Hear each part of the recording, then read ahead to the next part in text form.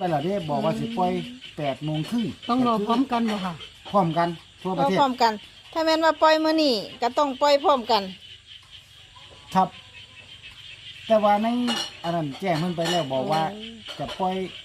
มื้ออื่น ตามสัจจะวาจา 23ครับ ก็คือพรุ่งนี้ แต่ว่าจักสิถือบ่ถือบ่ฮู้เด้อ สายหลุดไอายปล่อยยังค่ะ มีสายหลุดสายวิ่งอยู่บ่ รู้ ขอสักก่อนนะ ว่าจปล่ยอยู่ดิ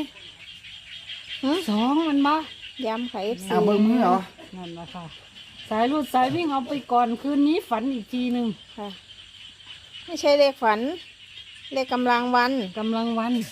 ค่ะ เผื่อจะฝันเข้ากันกับเลข2ไง จังซี่เด้อ อาทิตย์ไม่ผิดสักวัน ตรงเนี้ยไม่ใช่เลขฝัน ค่ะ คือบาวอีสานนี่แก่นเนี่ย มีสูตรคำนวณของพระอาจารย์ที่เพิ่นให้มา ค่ะ ค่ะ กำลังวันเลขเรามันจะเป็นตัวนี้ตัวนี้ โอเค มันจะหลาย ค่ะ เฮ็ดตามสูตร แม่นคือตามสูตร แต่